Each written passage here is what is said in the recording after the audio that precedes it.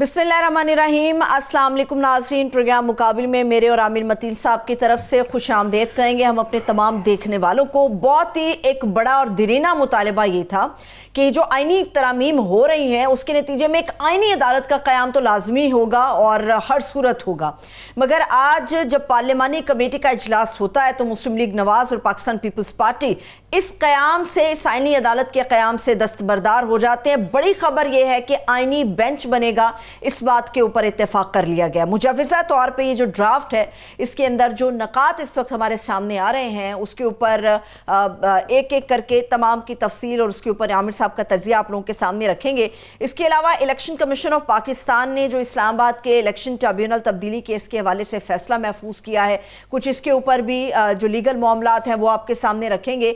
मगर इस पूरे केस के अंदर हम ये भी देख रहे हैं कि अभी कुछ देर पहले पंजाब के अंदर दफ़ा 144 का निफाज कर दिया गया है और हमें यह भी पता है कि कल एक बड़े पैमाने के एहतजाज के हवाले से कॉल भी दी गई है। हो क्या सकता है और क्या हो रहा है, क्या करना चाहिए था, इसके ऊपर हम बात करेंगे। आमिर साहब, सवाल आईनी अदालत का ही करूंगी, लेकिन जो चीज़ें मेरे सामने आई हैं मैं ज़रा उसके ऊपर आपकी तवज्जो चाहती हूँ।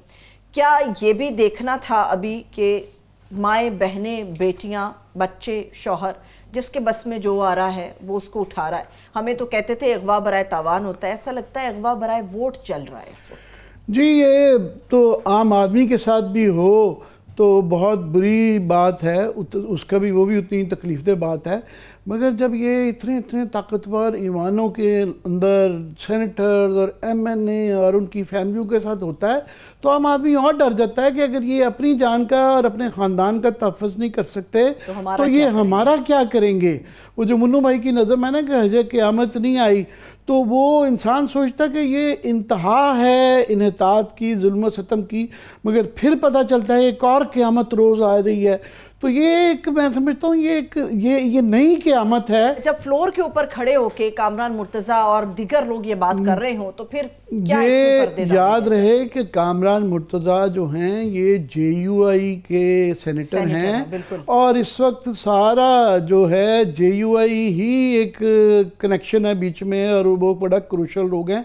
यही हुकूमती पार्टी की मदद करके उनको कंसेंसस बिल्ड कर रहे हैं और ये अगर इनके साथ ये हो रहा है और तो फिर ये सोचें कि बाकियों के साथ क्या हो रहा है। तो मैं समझता हूँ ये जीत के भी अगर ये तरमीम हो भी जाए, तरमीम के पीछे क्या ये कहते हैं, ये उसके पीछे क्लेम क्या है जी, इखलाकी तकाज़े जनाब, उसके साथ जी हम बड़ा इंसाफ बेहतर कर देंगे, मुआशरा बेहतर कर देंगे। अगर इस तरीके से करना है तो फिर क्या फ़ायदा उस इंसाफ का। और ये सिर्फ ये अकेले नहीं है, ये सार में ये जो बड़ी तकलीफ़देह है कि ये मेहरबानों कुरैशी की ये विजुअल्स भी चलते रहे हैं आज कि ज़ैन कुरैशी साहब की, उनकी बेगम साहबा को कल उठा लिया गया तकरीबन रात 11:30 के करीब ये वापस आ गई हैं। मगर ये जिस तरीके से किया गया कि लोग आते हैं सफ़ेद पोश, वो कहती हैं, उनका क्लेम है कि उठा के ले गए। उसके बाद ये अख्तर मेंगल साहब की ट्वीट भी है, कल रात ही हमने डिस्कस किया था और लोगों को बता दिया था क्या हो रहा है। वो कहते हैं कि जनाब उनकी सेनेटर साहबा जो हैं नसीमा एहसान साहब, उनको अपार्टमेंट तक महदूद कर दिया, फिर उनके बच्चे का मुबैना तौर पे उनके बकौल अगवा कर लिया गया है। और फिर ये उनके वो कह रहे हैं जी दूसरी सेनेटर कासिम रूंजो साहब जो हैं वो डायलिसिस के लिए गए हैं और अभी तक वो नहीं पता चल रहा है वो भी अपने बेटे के हमराह गए थे। उनकी ये जो नसीमा एहसान साहब है, इनका वो भी क्लिप्स भी आज चलते रहे हैं कि इनके मतलब कामरान मुर्तज़ा कह रहे थे कि ये आंखों में इनके आंसू थे और वो पुलिस में नज़र आ रहा है, कह रही है कि बहुत ज़्यादा प्रेशर है। तो उस पर ये इतनी शर्मनाक बात है और ये कुछ आवाज़ें ज़रूर इसके एहतजाज में खड़ी हुई हैं, मगर मुझे कोई पीपल्स पार्टी की बड़ी आवाज़ गरजते हुए या इसके ऊपर कोई शदीद एहतजाज करते हुए नज़र नहीं आई। और बड़ी तकलीफ़ होती है कि ये जो है, शुक्र है खुदा का कि मैंने ये कम अज़ कम देखा, ख्वाजा साद रफ़ीक उन्होंने ये कहा है कि जनाब ये शामुद कुरैशी की साहबजादी पीटीआई के साहबजादे पीटीआई के एमएनए हैं और काबिल एहतराम उनकी बहू जो है की गिरफ्तारी रहाई सामने आई है। उन्होंने कहा है कि जनाब घरेलू खवातीन की खींचातानी की अज़ियतनाक सियासत से अलग रखना चाहिए। तमाम जमातों को मुतअद्दिद बार ये सियासतदानों को समझ आ जानी चाहिए। सो उन्होंने बड़े सख्त अल्फाज में ये जो है इस पर एहतजाज भी किया है और 2-4 और भी आवाज़ें हैं मगर उतनी आवाज़ें नहीं आई। मतलब ये क्या कर रहे हैं, कोई शर्म नहीं रह गई, कोई हया नहीं रह गई, ओपनली सारा कुछ हो रहा है कि किसी को कोई फर्क नहीं पड़ रहा है इससे। जो किया जा रहा है अब ये जो है अब सामने आ रही है इस वक्त सूरत हाल कि उन्होंने चाहे हुक और बाय क्रुक जो है उन्होंने ये तरमीम करनी ही करनी है। अब तरमीम के जो है ना 2-3 मसवदे मार्केट में आ गए। मसवदे से पहले मुझे सिर्फ एक चीज जिसने हैरान किया सबसे ज्यादा, वो मुझे ये बताइए, हमें तो ये बताया गया था कि कायदे आजम ने भी ये कहा था कि आईनी अदालत होनी चाहिए, फिर हमें कहा गया था कि आसमा जहांगीर जो मरहुमा है उन्होंने कहा था, फिर हमें कहा गया मिसाक जमहूरियत में भी है। ये आईनी अदालत से होते होते होते मामला आईनी बेंच पे आके मुतफिका कैसे हो गया? नहीं, अभी फैसला नहीं है। ये एक मसवदा जो कि JUI ने PTI को दिया है उसके अंदर ये पता चला है, बताया गया, क्लेम किया जा रहा है कि उससे आईनी अदालत से आईनी बेंच तक जो है ना वो दस्तबरदार हो गए हैं और ये क्लेम किया जा रहा है। ये एक मसवदे में है और उसके अंदर मगर साथ में है कि ये आईनी तरमीम के मुजवजा ड्राफ्ट में सुप्रीम कोर्ट के 5 या 9 रुकनी आईनी बेंच के क़याम की तजवीज़ भी है। उसके बाद फिर जो है कि आईनी बेंच की तकर्री जुडिशल कमीशन करेगा।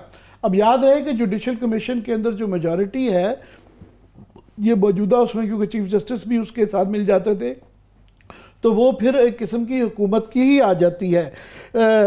उसके बाद जो है इसका जो आईनी ये फिर नई तजवीज़ दी जा रही है कि आईनी बेंच का सरबराह भी जुडिशल कमीशन करेगा। जी, वो यानी कि सीनियर मोस्ट जो कि ये तजवीज़ आ रही थी कि 5 सीनियर मोस्ट के लोग होंगे, वो वाले नहीं है और चीफ जस्टिस नहीं होंगे, वो उनकी मर्जी का, हुकूमत की एग्जेक्टिव की मर्जी का जो है उसका आईनी बेंच होगा, उसका सरबराह बनाया जाएगा। उसके बाद होगा। फिर उसके बाद ये भी है कि जी सुओ मोटो की इख्तियार को ले लिया जाएगा। इसमें आमिर साहब बेंच के तकर्रुर की भी मियाद कहा गया है कि वो भी मुकर्रर होगी, मियाद भी मुकर्रर होगी। फिर ये सुओ मोटो का बात यह है कि एक ज़माने में ये बड़ी तनकीद की जाती थी कि जनाब ये 184(3) या 199 सूबों के अंदर जो हाई कोर्ट में इख्तियारात में इंसानी हकूक़ की उस पर कि जी ओवरडू करते हैं। कि साकिब निसार साहब पे, चौधरी इफ्तिखार पे ये एतराज़ रहता था कि जी बहुत इसका बेजा इस्तेमाल करते हैं। मगर इस वक्त जो हालात हैं, जिस तरह से लोगों को मारा पीटा जा रहा है, उठाया जा रहा है, पार्लियामेंटेरियंस को उठाया जा रहा है, तो ऐसे मौक़ों पर लगता है कि अदालत के पास ये बिल्कुल इनका इस्तेमाल होना चाहिए। अगर एग्जेक्टिव, हुकूमत, पुलिस और पार्लियामान के अंदर भी इसका बचाव नहीं आम आदमी का, तो छोड़े पार्लियामेंटेरियंस का नहीं हो पा रहा, तो फिर अदालतें ही एक रह जाती हैं। तो ऐसी सूरत में तो फिर लोगों की तो ये मैं समझता हूँ कि ये दोबारा ये एक आर्गूमेंट जाग जाता है कि 184(3) बिल्कुल होनी चाहिए और इस्तेमाल भी होनी चाहिए अगर कोई इस तरीके से अगर एग्जेक्टिव अपना रोल अदा नहीं कर रही है। उसके बाद ये भी है कि जी चीफ जस्टिस की तकर्री पर जो असल में तो तकर्री के ऊपर एक फिर ये मुतनाज़ा किस्म की तजवीज़ आ जाती है कि जी 3 सीनियर जजेस में से किसी एक की तजवीज़ आई है। ये जो बार बार किया जाता था कि जस्टिस मंसूर अली शाह साहब के ऊपर एतराज़ खुलेआम किया, ख्वाजा आसिफ ने किया, बिलावल भुट्टो साहब ने किया, तो ये लगता है उसके सदेबाब के लिए, उस मामले को दुरुस्त करने के लिए ये वाला किया जा रहा है। और ये जो पार्लियामेंट की सीनियर 3 जजेस के जो नाम है ये पार्लियामेंट के पास आएंगे, कौमी असम्बली के अंदर आएगी और वो कमेटी बनेगी और उसके अंदर कमेटी के अंदर जिस तरीके से उसकी हैयत बनाई जा रही है, यानी ये एग्जेक्टिव के पास ही आ जाएगा जिसके पास मेजॉरिटी है, तो वो करेंगे कि जनाब किसका चीफ जस्टिस लगाया जाना है। तो ये सीनियरिटी का प्रिंसिपल जो है, अब ये क्वेश्चन है कि ये कब से अप्लाई करेंगे, क्या ये चीफ जस्टिस मौजूदा जो है फायद ईसा के मंसूर अली शाह लग जाएंगे उसके बाद ये अप्लाई होगा या फौरी तौर पे? मगर जिस तरीके से लग रहा है कि ये तरमीम में जल्दी है कि कल बुला लेंगे, परसों कर लेंगे, 2-3 दिन में कर लेंगे, उससे पहले ही करना चाह रहे हैं। अच्छा, ये वो ड्राफ्ट है जो कि JUI ने PTI को दिया है। एक हुकूमती ड्राफ्ट भी सर्कुलेट कर रहा है, काफ़ी टीवी चैनल्स पे उसको रिपोर्ट भी किया जा रहा है। उसके अंदर आईनी डिवीज़न का भी जिक्र है कि आईनी अदालत थी, फिर आईनी बेंच का बताया गया कि हो गया। अच्छा। तो अब उसके अंदर जिक्र है कि आईनी डिवीज़न एक हाइब्रिड दोनों के दरमियान की एक चीज़ है कि आईनी बेंच होगा, मगर वो भी जिस तरह पहले आईनी दूसरे बेंचेस हैं शरीयत कोर्ट का या बाकी चीज़ों के स्पेशल बेंचेस हैं सुप्रीम कोर्ट के अंडर, मगर ये आईनी डिवीज़न के तहत ये बेंच होगा। सो एक किस्म की वर्चुअल, एक मैं समझता हूँ कि बीच में से एक चलाकी की जा रही है, बारीक वारदात। बिल्कुल आप सही कह रही हैं। फिर साथ में जो हुकूमती मसवदा सर्कुलेट कर रहा है उसके अंदर अभी भी जो सर्विसेज चीफ की जो तकर्री तब्दीली एक्सटेंशन के हवाले से जो पहले कानून के तहत है उसको आईनी तहफ़्फ़ुज़ देने की तजवीज़ वो भी मौजूद है। अच्छा। सो अभी ये क्लियर नहीं है कि इसमें से कौन सा मसवदा फाइनल होगा। बताया ये जाता है कि ये एक कमेटी बनाई गई है जिसके सामने सारे ये मसवदे आएंगे और अभी इत्तेफाक राय के ऊपर काम हो रहा है।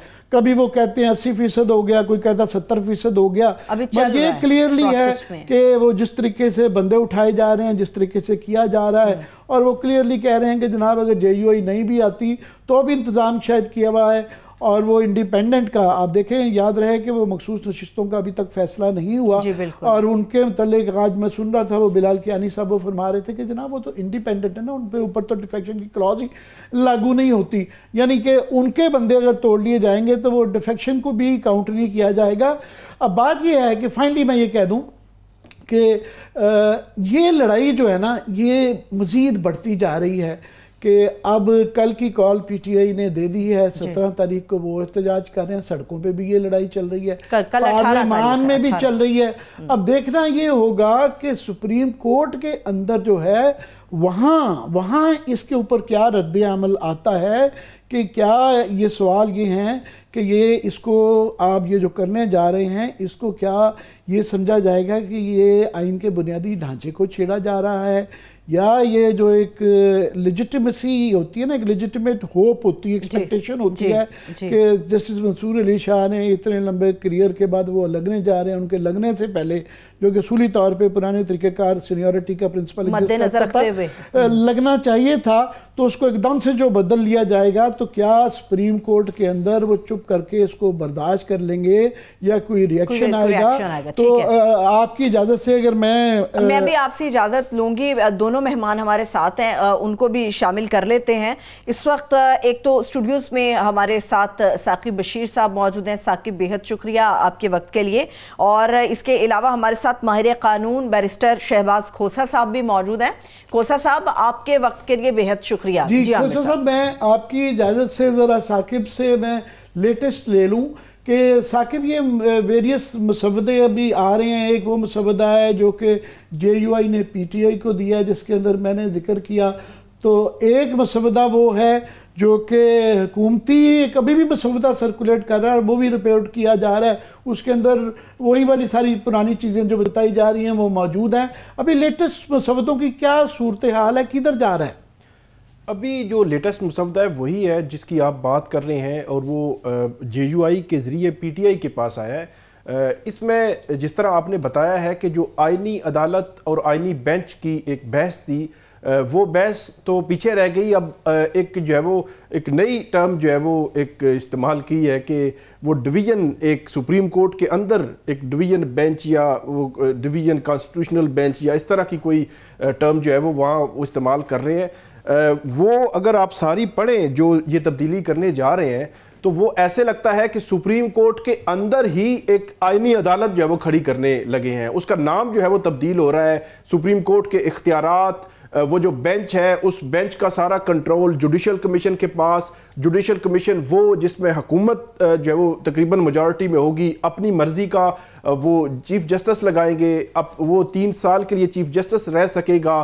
फिर उसमें फार्मर जो चीफ जस्टिस हैं या फार्मर जज को भी उसका मेंबर जो है वो बनाया जा सकेगा 2 साल के लिए। तो उस कंट्रोल में ये जो बेंच है, आईनी बेंच, वो काम करता रहेगा और उसकी जुरिस्डिक्शन भी बढ़ा दी गई है और सुप्रीम कोर्ट के इख्तियारात में जो है वो कमी लाई गई है। एक तो ये है, और दूसरा 3 सुप्रीम कोर्ट के सीनियर जजेस में से। इससे एक चीज जाहिर होती है कि शायद जस्टिस मंसूर अली शाह उनको जो है वो माइनस करने की हुकूमत कोशिश कर रही है, और दूसरे नंबर पे जस्टिस मुनीब अख्तर उनके हवाले से तो बड़ा ही क्लियर है कि बिल्कुल भी वो नहीं बनाएंगे, और जस्टिस याह्या अफरीदी तीसरे जज बनते हैं जिनको जो है वो मुमकिन तौर पर बनाया जा सकता है। लेकिन इसमें एक दिलचस्प पहलू ये है कि जस्टिस याह्या अफरीदी, जस्टिस मंसूर अली शाह और जस्टिस अतर मिनल्ला, इनकी एक लॉ फर्म थी जो अफरीदी शाह और मिनल्ला, अफरीदी शाह एंड मिनल्ला जिसका नाम था, जो जब वकला तहरीक थी उससे पहले भी, और वकला तहरीक में ये तीनों जजेस इकट्ठे भी थे। अब जस्टिस मंसूर अली शाह की जगह जस्टिस याह्या अफरीदी क्या लेंगे या कैसे लेंगे, किस तरह ये पोजीशन होगी, ये भी बड़ा ही अहम पहलू है। फिर अगर वो सुपरसीड होते हैं तो मैं इस पे मैं चाहूँगा शहबाज खोसा साहब से ज़रा इसके ऊपर वो ले लिया जाए कि ये खोसा साहब जो ये JUI को ये खुशफहमी हो गई थी, और ये दरमियान में हमें ख़बर दी गई कि जनाब वो आइनी अदालत से दस्तबरदार होके आइनी बेंच की तरफ आ गए हैं, और जो कि PTI भी कहती रही है कि उनको एकेडमिकली कम अज़ कम थ्योरेटिकली कबूल होगी, चाहे वो वोट इसके लिए ऑफ कोर्स शायद वो नहीं देंगे, सलमान राजा साहब का ये कहना था। मगर अब तो ये लगता है कि वो नई बोतल में पुराना मशरूब भी डाल दिया हुआ है, आइनी डिवीज़न होगी, और जो असल मकसद था कंट्रोल करने का, तकर्री का जो तरीक़ाकार भी बताया जा रहा है मोर और लेस वही है। क्या कहेंगे कि क्या इसके मुतल्लिक और इसकी आइनी हैसियत और इसको क्या इसका फिर बनेगा? साहब for having me on your show. सबसे पहले तो मैं जरा बैकग्राउंड में जाना चाहूंगा। पाकिस्तान की जो कॉन्स्टिट्यूशन है इसका बैकग्राउंड जो है, बल्कि पाकिस्तान का इटसेल्फ बैकग्राउंड ये है कि सारे वकला जो हैं इसमें शामिल थे। किसी जनरल की वॉर या जिद्दोजहद से पाकिस्तान नहीं बना था। ये जनरल साहिबान तो उस वक्त गोरों की वॉर लड़ रहे थे। पाकिस्तान जो है ये कायदे आज़म मोहम्मद अली जिन्ना, इलामा इकबाल साहब, लियाकत अली खान साहब, आई चंडीगढ़ साहब, एयर कॉर्नेलियस साहब, उस वक्त के बड़े बड़े नाम वकला थे सारे जिन्होंने ये जिद्दोजहद की थी और ये इसको आगे लेकर आए थे। और ये बड़ी देर तक हमारा कॉन्स्टिट्यूशन नहीं हमें मिल सका। 1956 में एक टूटा फूटा कॉन्स्टिट्यूशन आया, और वो भी आपने देखा एक किस तरीके से उसका क्या हशर हुआ, बिकॉज वो कंसेंसस ओरिएंटेड नहीं था। फिर हमें 1963 में एक डिक्टेटर ने एक कॉन्स्टिट्यूशन देने की कोशिश की, उसकी वजह से हमारा मुल्क ही 2 लख्त हो गया। हमने वहां पर ईस्ट पाकिस्तान में तो मेजॉरिटी की नहीं मानी, मेजॉरिटी को उड़ा दिया कि हमने कहा कि बाय एरिया जो है वो हम कंसिडर करेंगे मेजॉरिटी, और जब हमसे वही हकूक बलूचिस्तान के मांगे गए उसी टाइम पर, तो हमने बलूचिस्तान को बाय एरिया वो हकूक नहीं दिए, 1 यूनिट का कॉन्सेप्ट कर दिया। वो कंसेंसस नहीं था। 53 भी गया, 63 भी गया, और 73 में आकर एक कॉन्स्टिट्यूशन ऐसा बना जिसपे कंसेंसस था। वो भी उस वक्त के जुल्फिकार अली भुट्टो साहब भी लॉ का बैकग्राउंड रखते थे, बड़े बड़े वकला थे, और उसका बैकग्राउंड ये था कि फॉल ऑफ ढाका हो चुका हुआ था, आसमा जलानी केस का जजमेंट आ चुका हुआ था, एस्टैब्लिशमेंट नाम की कोई चीज ही नहीं थी। और भुट्टो साहब भी उस कॉन्स्टिट्यूशन को बाय 2/3 पास कर सकते थे, उसको बड़े आराम से अपनी मेजोरिटी से पास कर सकते थे, मगर भुट्टो साहब ने ये नहीं किया।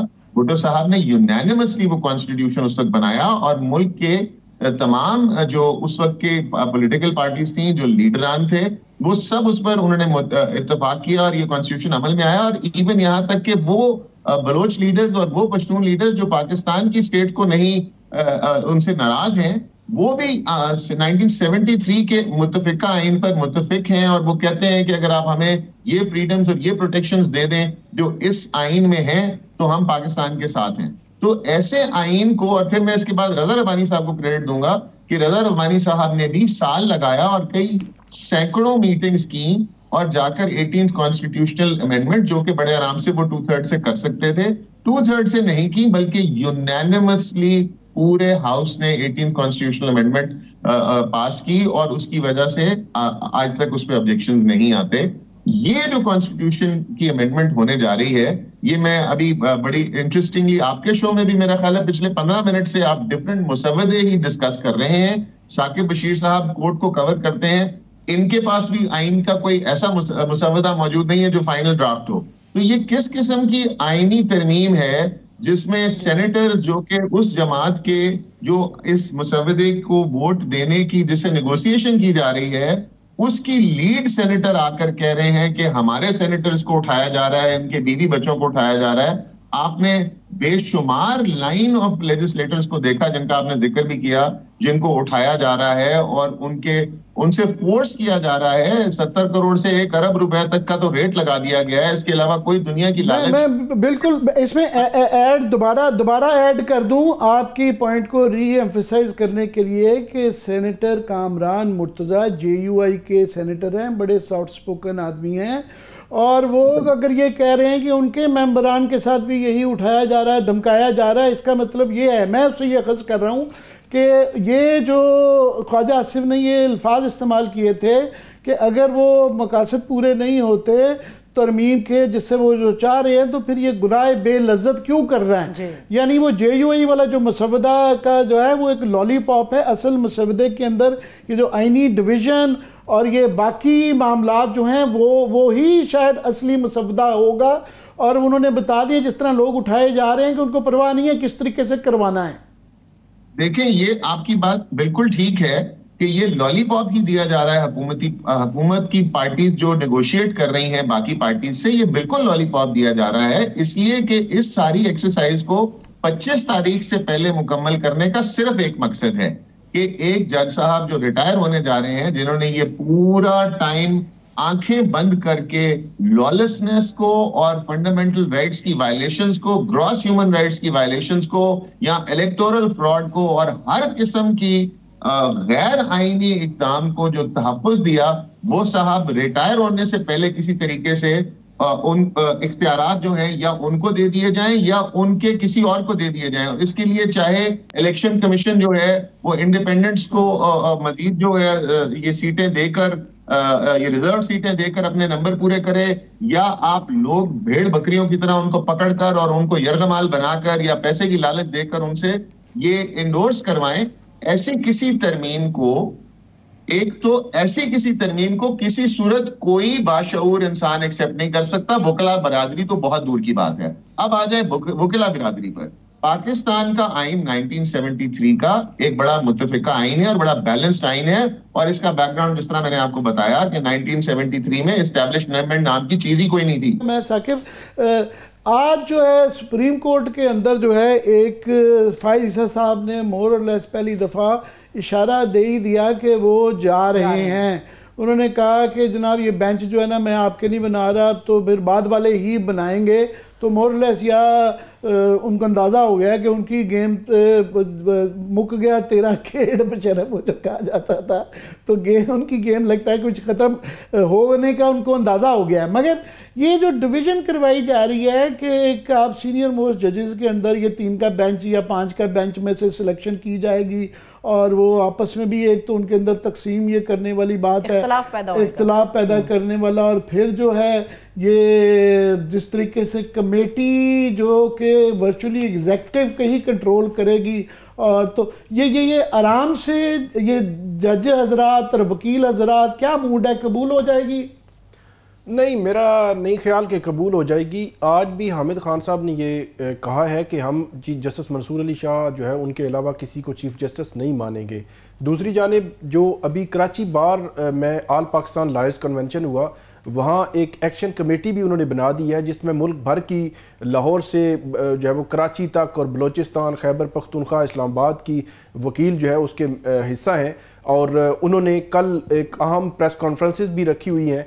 तो उसमें अली अहमद कुर्द, मुनीर मलिक, हामिद खान, ये सारे टॉप के जो लॉयर्स थे लॉयर मूवमेंट के, वो एक्टिव हो रहे हैं। मेरा ख्याल है कि एक बुरहानी कैफियत जो है वो बन सकती है। एक चीज़ आमिर साहब मैं आपके सामने रखना चाहूँगा, ये जो अभी आया है ड्राफ्ट हमारे सामने है, इसमें ये लिखा गया है कि 3 जो चीफ जस्टिस, 3 नाम है सीनियर, उनमें से एक चीफ जस्टिस जो है वो जुडिशल कमीशन जो है वो नॉमिनेट करेगा। इसमें 15 दिन दिए गए हैं कि जो चीफ जस्टिस रिटायर होने वाला हो उससे पहले 14 दिन पहले ये करेंगे, लेकिन जो पहला चीफ जस्टिस है इस अमेंडमेंट 26वीं अमेंडमेंट के बाद, वो 3 दिन के अंदर जो है वो 3 दिन के अंदर उसका नाम नामजद करना पड़ेगा।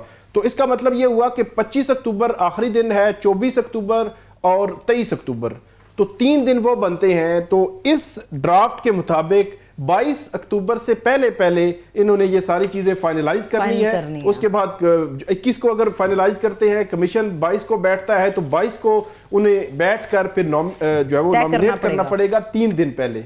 तो ये भी एक इंटरेस्टिंग फैक्ट है कि 22 तक, फिर 22 से पहले ये सारी चीजें इन्होंने करनी है, क्योंकि लिखा हुआ है कि 3 दिन पहले इन्होंने नॉमिनेट कर देना है टॉप के सुप्रीम कोर्ट के 3 जजेस में से एक को चीफ जस्टिस। जी खुदा साहब, आपको आवाज अभी आ रही है? अभी साथ नहीं है, दोबारा से उनसे कनेक्ट कर रहे हैं, उनका कनेक्शन कुछ फ्रेज है आमिर साहब। उनका ऑडियो ही बन जाए, मगर ये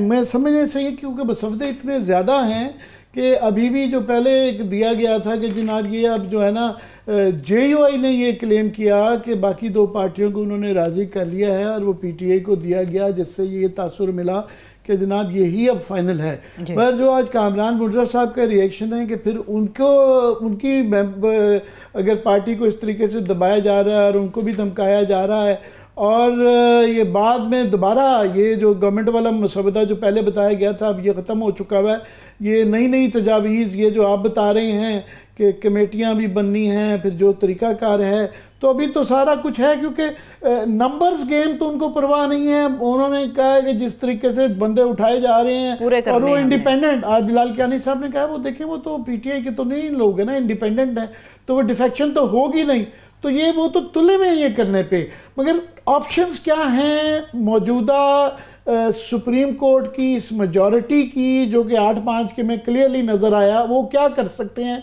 ये क्या करेंगे? पिछले दिनों ये एक मीटिंग हुई थी सुप्रीम कोर्ट के, 8, 9 या 10 जजेस थे, उनके दरमियान डिस्कशन भी हुई, लेकिन उनकी जानिब से कोई हरकत नहीं नज़र आई हमें कि फुल कोर्ट के लिए लिखा जाता चीफ जस्टिस काजी फाइसा को कि फुल कोर्ट बुलाएं। इसी तरह जस्टिस मंसूर अली शाह हैं, उनकी जानिब से कोई एक्शन नज़र नहीं आया।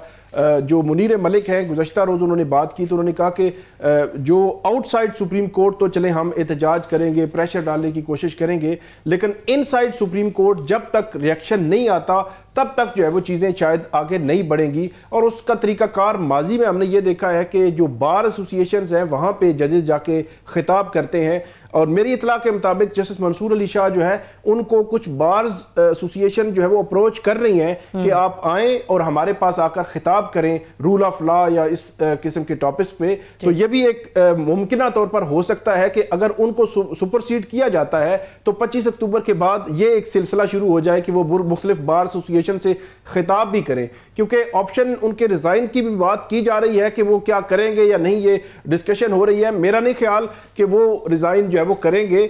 सेकंड जो ऑप्शन है कि वो बार एसोसिएशन से खिताब करके इस जो है वो मूवमेंट को आगे बढ़ा सकते हैं, और उसका और मौलाना को माइनस करके अगर हुकूमत जो है वो इस किस्म की तरमीम करेगी तो फिर मेरे ख्याल में उस बहरान को काबू करना बिल्कुल भी मुश्किल हो जाएगा, क्योंकि सियासी तौर पे भी बड़ा मसला हो जाएगा। मगर एक ब्रेक ले लेते हैं, बिल्कुल एक ब्रेक छोटा सा ले लेते हैं। हमारे मेहमान हमारे साथ मौजूद होंगे और इस ब्रेक के दौरान ही मौलाना फजलुर रहमान साहब और PTI का जो डेलीगेशन है उनके दरमियान काफ़ी अहम मुलाकात चल रही है, गुफ्तगू चल रही है। ब्रेक से वापस आएंगे, आईनी तरमीम के हवाले से बात होगी, मगर जो इलेक्शन कमीशन वाला मामला है कि इस्लामाबाद के इलेक्शन ट्रिब्यूनल तब्दीली केस के हवाले से उन्होंने फैसला महफूज किया, इसके ऊपर भी आमिर साहब का तज्जिया हम शामिल करेंगे। Stay with us.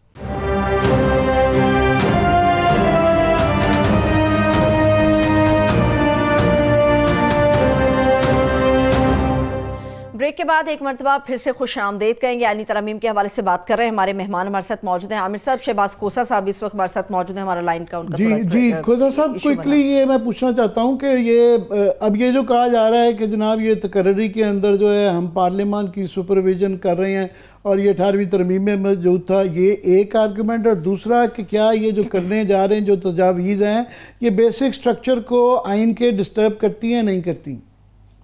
देखें, सबसे पहले तो पहली बात पर मैं दोबारा आऊंगा कि क्या इस तरह के हालात में आप इस किस्म की या किसी भी लॉ मेकिंग को एक्सेप्ट कर सकते हैं? कोई भी कॉन्शियंस रखने वाला इंसान, वकला कम्युनिटी तो बड़ी दूर की बात है, वो ऐसी किसी तरमीम को जो कि खरीदे हुए वोट से या धौंस धमकी देने से दी गई हो, उसको एक्सेप्ट नहीं कर सकती। इसके अलावा ये जो आप बात कर रहे हैं 18th कॉन्स्टिट्यूशनल अमेंडमेंट को नेगोशिएशन के बाद उसमें से ये चीजें डिलीट हुई थी, जिसमें ये बड़ा क्लियर था कि जो इंडिपेंडेंस ऑफ जुडिशरी है, असद अली केस की रोशनी में और अल जिहाद ट्रस्ट की रोशनी में सीनियरिटी के प्रिंसिपल पे ये बात आई।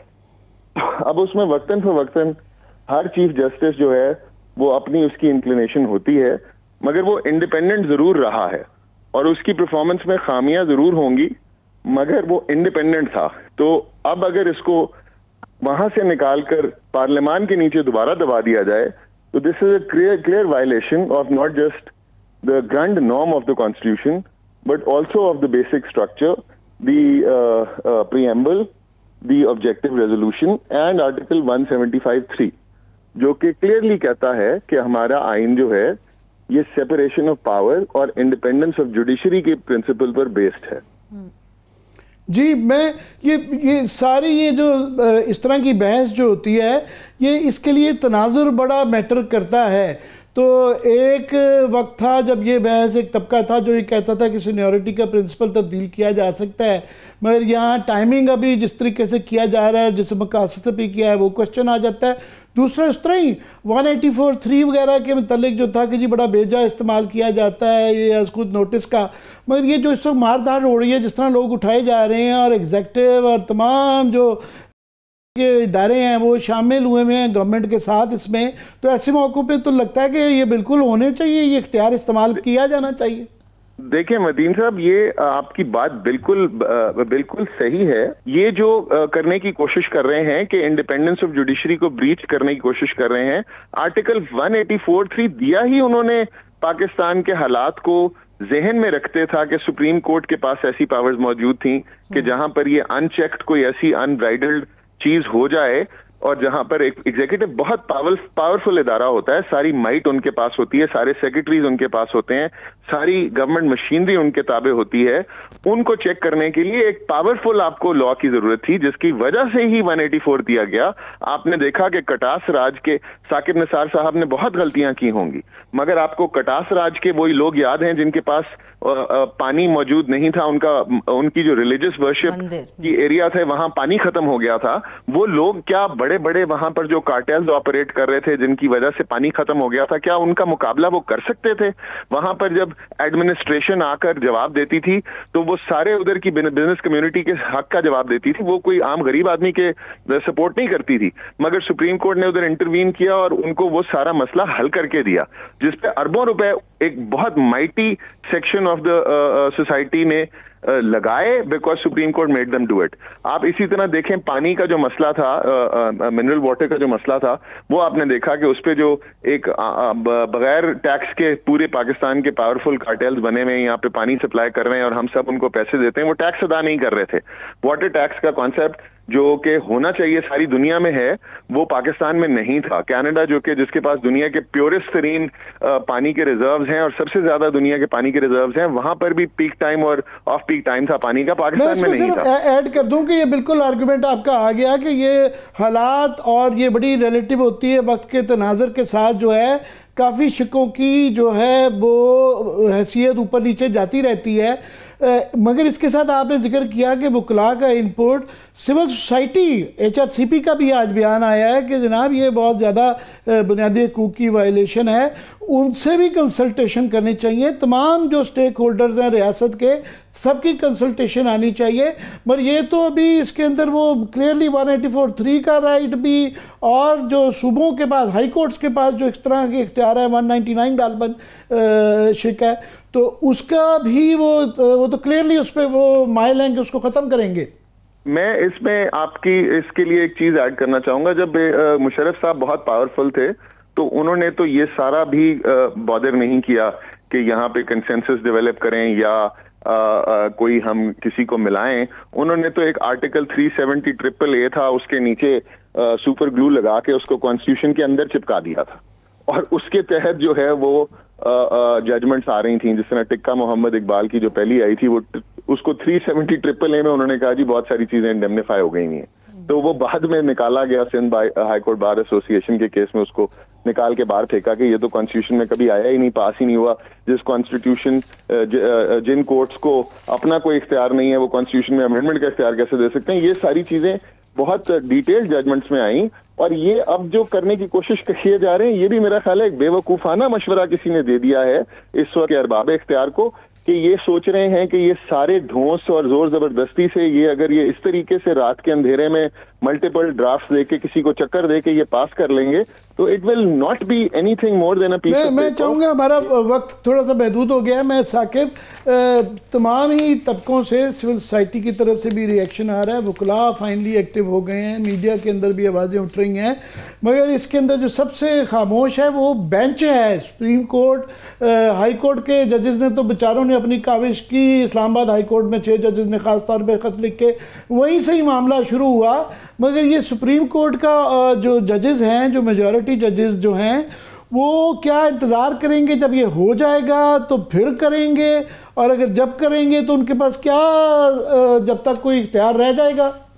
नहीं, बिल्कुल भी नहीं। उनको तो जब 20 सितंबर को ऑर्डिनेंस आया था, ऑर्डिनेंस के बाद जो है वो कमेटी, और कमेटी के बाद जो है वो केसेस फिक्स होना शुरू हुए और एक वन मैन शो हमें नज़र आने लगा। उसी वक्त जो है वो कुछ मेरे ख्याल में फुल कोर्ट के लिए लिखना चाहिए था, लेकिन जो इनसाइड व्यू है वो ये है कि वो शायद कोई 97 वाली वो सिचुएशन जो है वो उसकी तरफ नहीं जाना चाहते थे, या वो एक ऐसा तासुर नहीं देना चाहते थे कि ऐसा जो है वो रिएक्शन आ रहा है। क्योंकि आपको याद होगा कि 14 सितंबर को हफ्ते के दिन उनकी जानिब से जो 12 जुलाई का मखसूस नशिस्तों का फैसला है उस पर जो वजाहत आई थी, उस वजाहत पे भी बिलावल भुट्टो जरदारी साहब जब भी बात करते हैं तो उन्होंने कहा कि देखें हम जो है वो इधर अमेंडमेंट ला रहे थे तो उधर से उन्होंने एक वजाहत जारी कर दी। तो ये जो तासुर है उस तासुर को जाहिर करते करते मेरा ख्याल में अब उनके हाथ में यही रहा है कि अब जो वकला कम्युनिटी अगर निकलेगी तो इन साइड फिर रिएक्शन उनकी जानिब से कैसा आएगा, किस तरह आएगा, क्योंकि अमेंडमेंट्स अगर हो गई तो फिर तो वही इंप्लीमेंट होंगी और उसी के मुताबिक जो है वो मामलात आगे चलेंगे।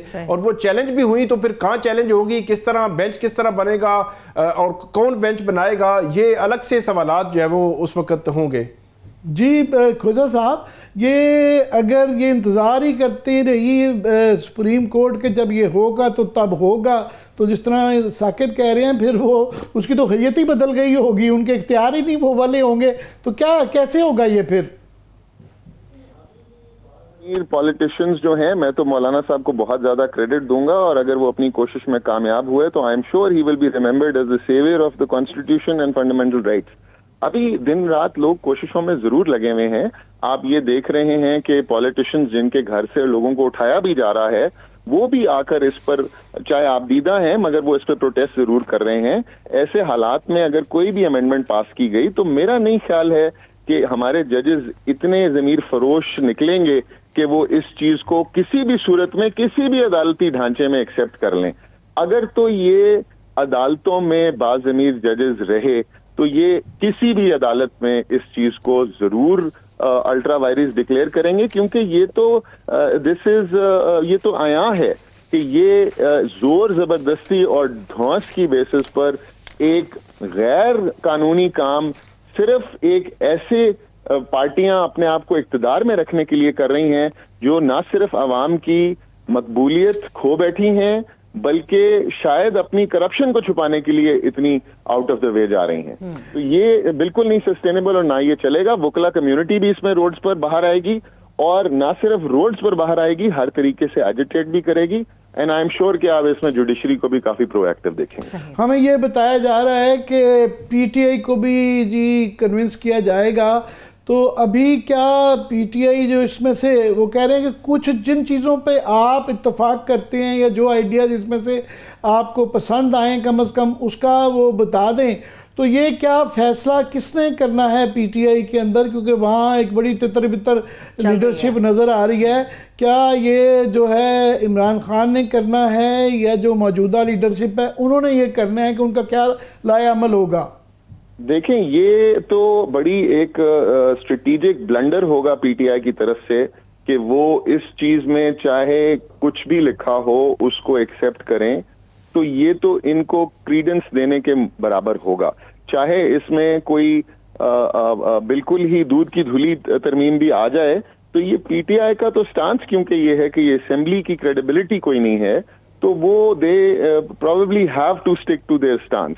बट इवन अदरवाइज आपको मैं वकला कम्युनिटी की तरफ से जवाब ये जरूर बता सकता हूँ, ये तो किसी भी सूरत जो है ना पीटीआई को ना किसी ऐसी जमात को जो कि मुहिब वतन जमात है और इस मुल्क का बेहतर चाहती है, वो कोई भी इस चीज को एक्सेप्ट नहीं करेगा। मेरे तो ख्याल में इन पॉलिटिकल पार्टीज, दोनों पॉलिटिकल पार्टीज भी ये भी अपना सर पकड़ के बैठी होंगी कि ये किस किस्म की तरमीम करने जा रहे हैं, क्योंकि हिस्ट्री हमारी ये है कि जो भी इस किस्म के भोंडे इकदामों में हिस्सा लेते हैं, चाहे वो नैब कानून हो, चाहे वो जिस तरह डिफेक्शन लॉ नवाज शरीफ साहब खुद लेकर आए 14वीं तरमीम में 97 में, और अब ये इससे ध्यान छुड़ाने की कोशिशें कर रहे हैं। जब उनको सूट करता था तो उन्होंने 14वीं तरमीम लेके आए कि जनाब उसके अंदर पार्टी लीडरशिप के पास, पार्लियामेंट्री लीडर के पास वो इख्तियार है कि वो अगर पीछे मेंबर छींक भी मारे तो वो उसको फारिग कर सकते हैं। अब जब जरूरत पड़ रही है तो वो अब कह रहे हैं कि डिफेक्शन को भी बीच में गुंजाइश छोड़ दीजिए, कर दे